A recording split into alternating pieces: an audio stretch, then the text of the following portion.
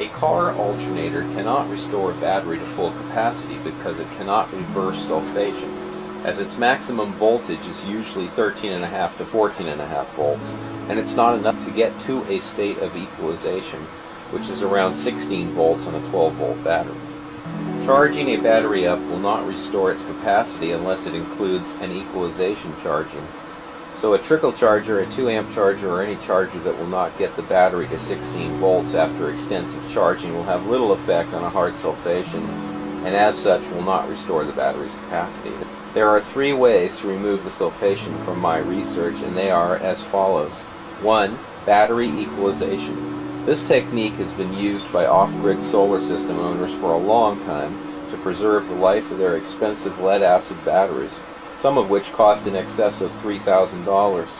I mean, for the whole battery bank it would be $3,000. If you had 12 batteries and they were $350 a piece, you'd be spending a lot of money on batteries. And considering their average life is 5 years, you do everything you can not to spend the money every 5 years. The charger or solar panels are applied to the battery to get it to the required voltage to start to see the cells gassing and boiling, which will be above 15 volts on a 12-volt battery.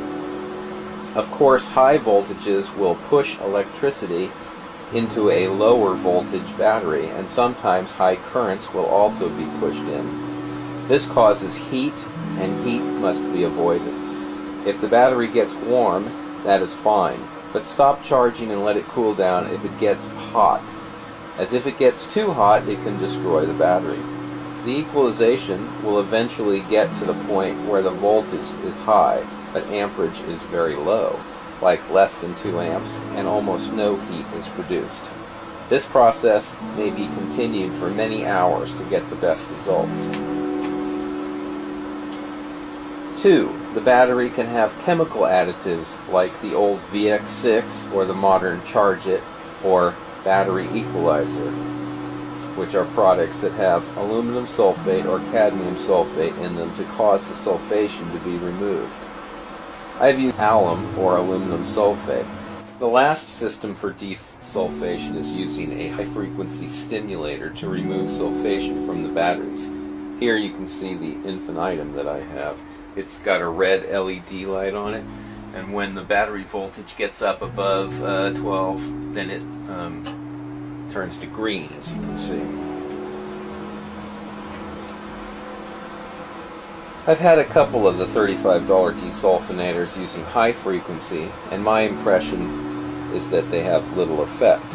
Others have had good success with them. Initially, if the battery is completely dead and has sat for a long time, I would use a high amperage voltage charge to start it going, and it may take hours to get going. Any reading on the charger showing some amperage is being delivered to the battery is where it's going to be starting to charge.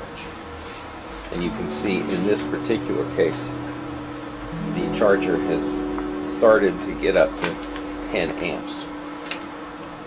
If it won't take a charge, I would use jumper cables to a good known battery and start the charger charging for 15 minutes and disconnect it and see if it will start charging on its own. Some chargers won't charge a battery it can't see, and often it can't see a battery with less than 4 volts.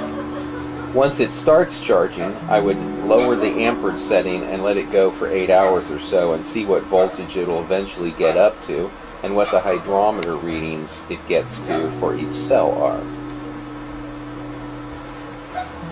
I would take my dead battery and charge it up initially to as high as it will go, and then do 2 cycles where I discharged it down to 10 volts and recharged it to get as much of the sulfation converted as possible.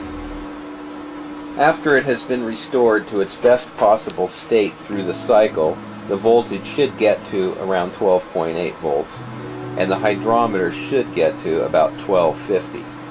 And a testing on the car will show if its capacity is okay or not. I mean, you should be able to start the car easily. You can see the Harbor Freight's fairly accurate. They're both 1691 and 1697. 6 here that was dead as a doornail is that it did not come back to life completely. As you can see, the voltage here is 12.99, which is almost 13. It's been sitting for several days, and it hasn't come down less than that, so that's pretty good. But voltage doesn't mean everything. The hydrometer shows that the level's at just in the green, which is also pretty good. And it tests like that pretty much straight across. But we're going to show you what the cold cranking amp draw is. Okay, here we have the cold cranking amp draw. As you can see, it's close to 13 volts, and when I put the draw on, it goes down to 200. Well, 200 is not going to start a car, ever. So it doesn't matter if the voltage is up at 13, you know, although it just took the surface charge off. But if it'll rest at 13, that doesn't mean anything. If the capacity isn't there, it's not going to start a car. You need about 600 to start the car. So this battery is not coming back. It's come back remarkably, considering it had nothing to start with and it sat for years. It has come back remarkably in that regard. But it did not come back enough to be serviceable as a battery. Battery here is from 04, August of 2004. We're going to load test it, sitting in the pile for a bunch of years. It's running at 12 point, looks like 3 volts, 4 volts, and when I put the tester on it, it's over 600 cold cranking amps.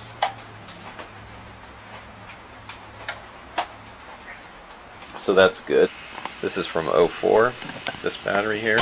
It's currently at about 12.8. We're going to hit the load tester. You can see that it's running about 800. It's taking some of the surface charge and keeping it on dropping, but it's sticking at about above 600. So that battery's good. So in the last battery in the line there, this one here is from 2000, I think.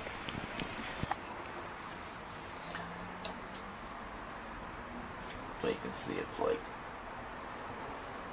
it's staying up at, well, it's dropping a little bit, but it's around 600. This is enough to start the car. Okay, and the interstate on the end, number 4 there. I'll load test it. It's dropping, it's just taking some of the surface charge off. But you see it has settled out, and it is still staying at about 900 cold cranking amps. So plenty of juice in that battery. All 4 of these batteries were restored from a junk pile where they've been sitting for 3 to 5 years, and they're all around 2000, 2002, 2004. They're old batteries that started out life at like 3 or 4 volts and anywhere from no hydrometer reading to low in the red. And they've all been restored to a battery that will crank a car from using equalization and sometimes Epsom salt and sometimes aluminum sulfate.